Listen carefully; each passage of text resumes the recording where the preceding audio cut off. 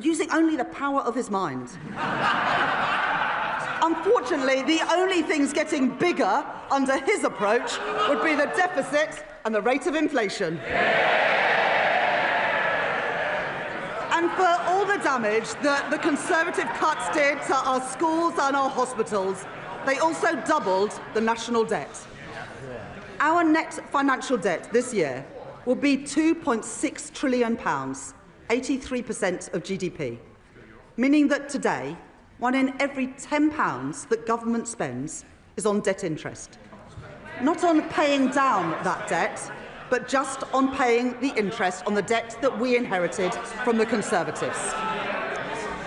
My fiscal rules will get borrowing down while supporting investment. The stability rule, that day-to-day expenditure must be met through tax receipts. And the investment rule, which allows me to increase investment whilst getting debt on a downward path. Those fiscal rules are non-negotiable. I met them at the budget last year, I met them in the spring, and I have met them today. While the current budget balance is in deficit by £28.8 billion in 26-27 and £4.6 billion in 27-28, it moves into a surplus of £3.9 billion in 28-29, £21.7 billion in 29-30, and £24.6 billion in 2030-31, more than doubling our headroom against the stability rule and meeting that rule a year early too. And our net financial debt is 83.3% in 26-27, 83.6% in 27-28, 83.7% in 28-29, falling to 83.0% in 29-30 and 82.2% in 2030-31. Madam Deputy Speaker, I said we would cut the debt, and we are, with debt down by the end of the forecast. And going forwards, to support our commitment to a single fiscal event and further strengthen our economic stability, I will follow the recommendations of the International Monetary Fund by assessing the fiscal rules just once a year at the budget. Despite the challenges we face on productivity, the path of our deficit reduction remains broadly the same as in spring. Public sector net borrowing is due to be £112.1 billion, or 3.5% of GDP in 26-27, 3% in 27-28, 2.6% in 28-29, 1.9% in 29-30 and 1.9% in 2030-31, ending at £67.2 billion, translating into an increase in the net cash requirement next year of £4.2 billion, taking the total to £133.3 billion. According to the IMF, we are due to reduce borrowing more over the rest of this Parliament than any other G7 economy.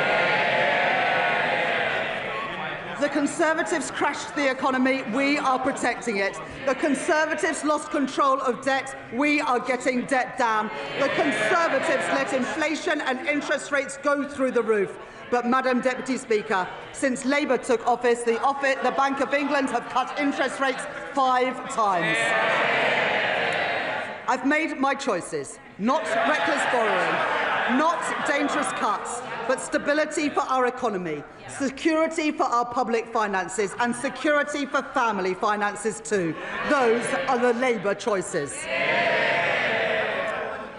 Madam Deputy Speaker, Tory austerity left classrooms crumbling and waiting lists sky high, weakened our productivity and choked our economic growth.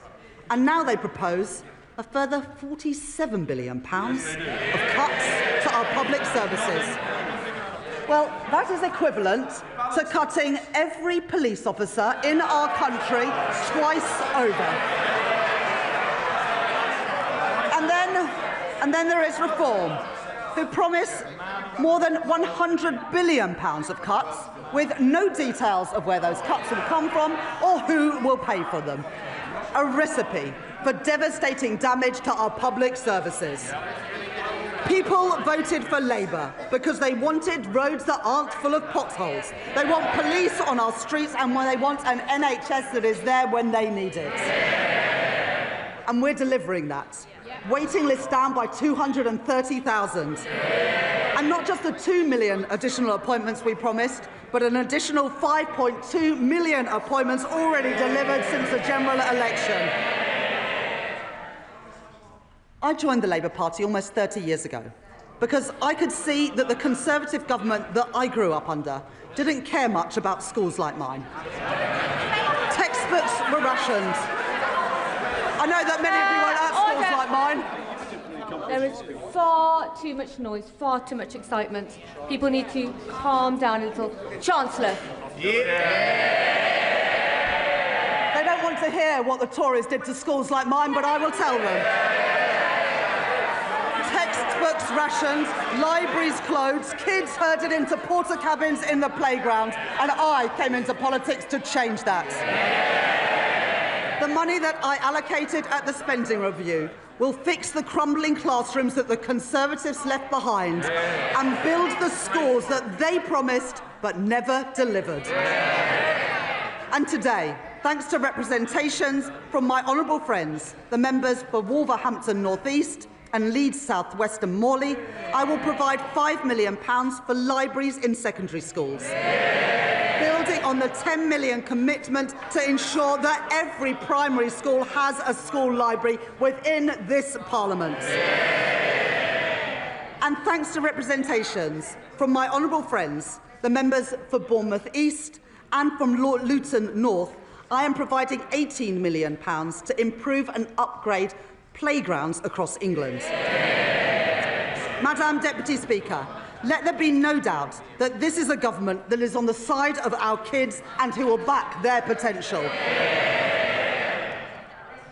I will not allow the legacies of Conservative neglect to stain our society. Last year, I made changes to the Mine Workers Pension Scheme to ensure that its members receive the fair pensions that they are owed. This year, with thanks to the Minister for Pensions for all his work in this subject, I can go further. I have heard representations from Labour Coalfield MPs, including my honourable friends, the members for Bassetlaw, Blyth and Ashington, Barnsley South, Mansfield and Llanelli. And today I can announce that I will transfer the Investment Reserve Fund of the British Coal Staff Superannuation Scheme to its members. The men and the women who worked in our coal industry get a fair deal in their retirement too. And more. Having heard representations from my honourable friends, the members for Banbury and the member for Edinburgh South West, I will index for inflation on pensions accrued before 1997 in the Pension Protection Fund and the Financial Assurance Scheme, so that people whose pension schemes became insolvent, no fault of their own, no longer lose out as the result of inflation. Last year, I also provided funding to compensate the victims of the infected blood scandal, after the previous government failed to budget for the costs of compensation. This year, I have listened to representations from my honourable friend, the member for Eltham and Chislehurst, and my honourable friend, the member for Edinburgh South West. And I'd like to thank the Minister for Employment for her representations over many years on this subject. As a result, I will exempt all payments from the infected blood scheme from inheritance tax, regardless of the circumstances in which those payments are passed down. Madam Deputy Speaker, that is how we should be spending taxpayers' money, on dealing with injustices and building strong public services, not on waste and inefficiency. At the spending review, I set an ambitious target of £14 billion of efficiencies per year by 2029, and I am grateful to the Chief Secretary to the Treasury for driving that work forward, realising savings through AI and automation, and by scrapping NHS England and reducing back-office staff by 18,000. At this budget, I will find a further £4.9 billion of efficiencies by 2031. Getting rid of police and crime commissioners, cutting the cost of politics politics and local government, and selling government assets that we no longer have any use for. These savings will be required across government, but for our National Health Service, I will reinvest all of these savings back into the care that people rely on. More nurses, more GPs, more appointments. Restoring the services that faltered under years of Conservative decline and investing in the future of our National Health Service. And today I am announcing £300 million of investment in technology to improve patient service and 250 new neighbourhood health centres. Expanding more services into communities so that people can receive treatment outside of hospitals and get better, faster care where they live. Over 100 of these will be delivered by 2030, including in Birmingham, Truro and Southall. The Labour Party founded our National Health Service, and we will renew our National Health Service. I will take the same approach for defence spending that I take to NHS spending, reinvesting savings back into our national security. In our age of insecurity, Britain will continue to stand with our allies, working in collaboration to secure a sustainable ceasefire for Ukraine, and maintaining our commitment to NATO, with the UK set to spend 2.6% of GDP on defence by April 2027. Madam Deputy Speaker, the public rightly expects that we stamp out fraud, error and waste, and put that money to good use in our schools and our hospitals and other frontline services. My right honourable friend, the Home Secretary, has already announced that she will claw back excess profits from the use of hotels to house asylum seekers, as we phase out the use of those hotels entirely. And we will consult on reforms to indefinite leave to remain and access to taxpayer-funded benefits. The introduction of digital ID will break the link between illegal migration and illegal working. And the HMRC and the Fair Work Agency will crack down on illicit businesses that blight our high streets and undercut illegitimate firms, enforcing the minimum wage, investigating dodgy businesses and increasing scrutiny of the gig economy, as well as tracking down fraudulent business owners who vanish without paying their taxes. And I'd like to thank my honourable friends, the members for Great Grimsby and Cleethorpes, Lee and Atherton and Kensington and Bayswater for their representations on this subject. And I'll take further steps to prevent and track down unpaid tax, which will together, these reforms will raise nearly £10 billion a year by 2030, including through new powers for HMRC to pursue the promoters of tax avoidance schemes. I am building on our successful use of targeted checks on welfare claims to root out fraud and error and prevent public money being paid to people who are not entitled to it. And I would like to thank Tom Hayhoe, the COVID Corruption Commissioner, for his work in helping to chase down nearly £400 million from dodgy pandemic spending and contracts. Tory contracts handed out by Tory ministers to Tory peers and Tory friends. Well, that money belongs in our schools and in our hospitals. It is so noisy now, we can barely hear the Chancellor. Everybody needs to calm down. Chancellor. Well, I wouldn't want any honourable member to miss this. So we are chasing down that money, and we've got almost £400 million back from dodgy pandemic spending and contracts. Tory contracts handed out by Tory ministers to Tory peers and Tory donors. Well, that money belongs in our schools and in our hospitals, and we are getting that money back. And finally, Madam Deputy Speaker, we are ramping up sanctions on Russia, and we are freezing known Russian assets.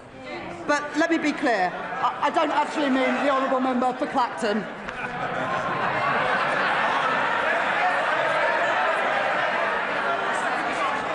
Under the Conservatives... Order!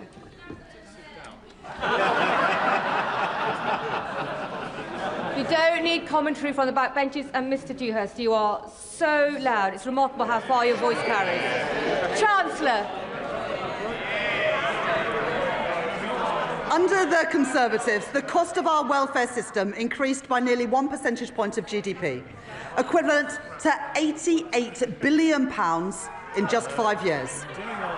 The broken welfare system that we inherited wrote off millions of people as too sick to work, and we will reform that system so that it is a system that does not count the cost of failure, but one that protects people who cannot work and empowers those who can. We have brought back face-to-face assessments for disability benefits. Those are the face-to-face assessments that the Shadow Chancellor got rid of when he was Work and Pensions Secretary. And our changes to universal credit will get 15,000 people back into work, a figure confirmed today. The former Health Secretary, Alan Milburn, will review the causes of rising youth inactivity, and we are already taking action. I'm grateful to the Federation of Small Businesses and Small Business Britain for their representations on apprenticeships. And today I am announcing funding to make the training for under 25 apprenticeships completely free for small and medium-sized enterprises.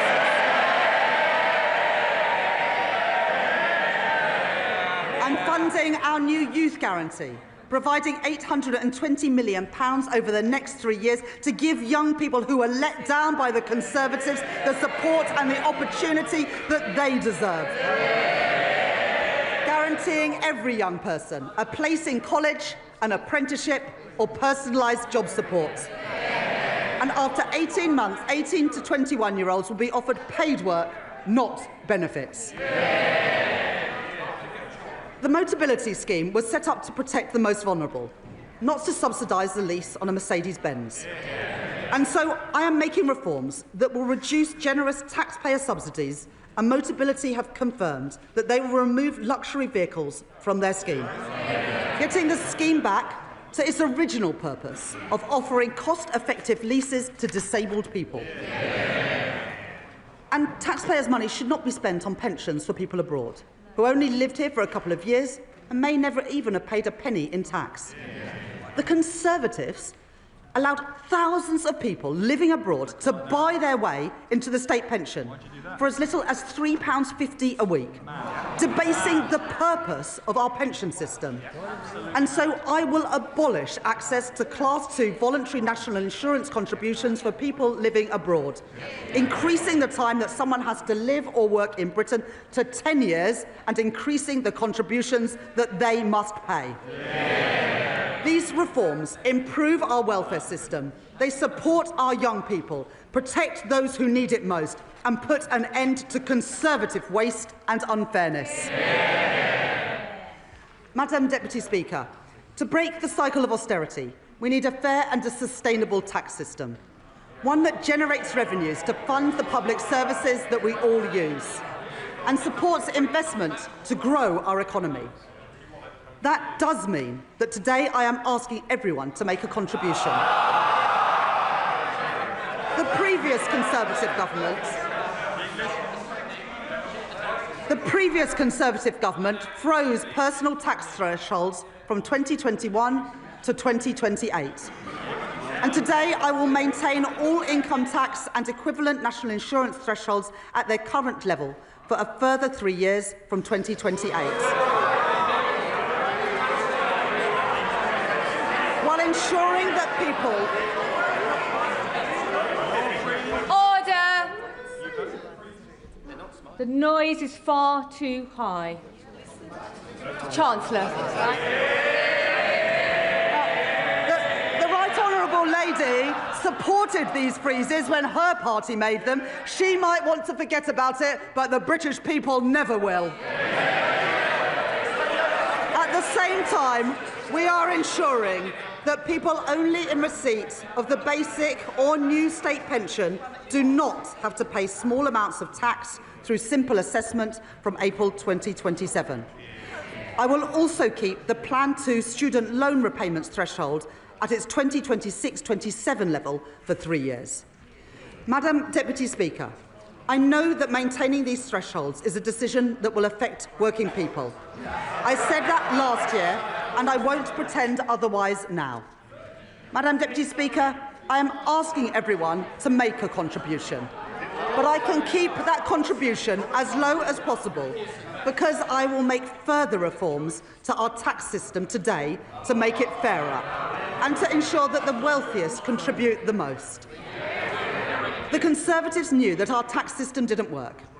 Time and time again, they ducked the necessary reforms, leaving a system unfit for a changing economy, with unfairness that they refused to address. Currently, a landlord with an income of £25,000 will pay nearly £1,200 less in tax than their tenants with the same salary, because no national insurance is charged on property, dividend or savings income. It's not fair that the tax system treats different types of income so differently. And so I will increase the basic and higher rate of tax on property, savings and dividend income by 2 percentage points, and the additional rate of tax on property and savings income by 2 percentage points. Even after these reforms, 90% of taxpayers will still pay no tax at all on their savings.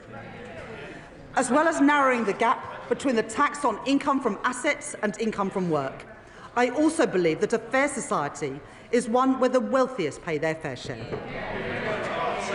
The reforms I made last year will raise an additional £8 billion a year by 2020-30 from wealth. I increased taxes last year on private equity, private schools and private jets. I abolished the non-dom tax regime. And this year, I will make 2 changes to cap trust charges and prevent avoidance. I reformed inheritance tax on agricultural and business assets. And this year, I am aligning those reforms with wider inheritance tax rules by allowing the transfer of the 100% relief allowance between spouses, balancing the taxation of these valuable assets with the realities of family life. In this budget, I will take further steps to deal with a long-standing source of wealth inequality in our country. A Band D home in Darlington or Blackpool pays just under £2,400 in council tax, nearly £300 more than a £10 million mansion in Mayfair. And so, from 2028, I am introducing the high-value council tax surcharge in England, an annual £2,500 charge for properties worth more than £2 million, rising to £7,500 for properties worth more than £5 million. This will be collected alongside council tax, levied on owners, and we will consult on options for support or deferral. This new surcharge will raise over £400 million by 2031 and will be charged on less than the top 1% of properties. Madam Deputy Speaker, reliefs in our tax system cost the taxpayer billions of pounds a year, but many of them no longer serve their original purpose. The government rightly provides generous tax relief for people paying into a pension, relieving income tax on all contributions and on the investment itself, as well as national insurance relief on employer contributions, at a cost of over £70 billion a year to the Exchequer. This budget makes no changes to those reliefs or to the tax-free lump sum. But salary sacrifice for pensions, which was intended to be a small part of our pension system, is forecast to almost treble in cost to other taxpayers, from £2.8 billion in 2017 to £8 billion by 2030, with the greatest benefit going to the highest earners, or to those in the financial services sector putting their bonuses into pensions tax-free, while those on the minimum wage or those whose employers don't offer salary sacrifice don't benefit at all. That is not sustainable for our public finances, putting pressure on the tax that everyone else pays. And so I am introducing a £2,000 cap on salary sacrifice into a pension, with contributions above that taxed in the same way as other employee pension contributions. That is a pragmatic step so that people, especially on low and middle incomes, can continue to use salary sacrifice for their pension without paying any more in tax than they do now, and to give individuals and employers time to adjust to these new arrangements. These changes will come into effect in 2029. The coalition government introduced 100% relief from capital gains tax on business sales made to employee ownership trusts, creating a route for gains to go completely untaxed when businesses are sold. I will reduce that relief to 50%, retaining a strong incentive for employee-owned companies. And as we work towards doubling the size of the cooperative economy, the Department for Business and Trade will launch a call for evidence on how we can better support co-ops to grow. Because of the changes that I have made to capital gains tax this year and last year, receipts are forecast to increase from £14 billion this year to £30 billion by 2030. To support our high streets, I am announcing a package of regulatory changes as called for by UK Hospitality and the British Retail Consortium.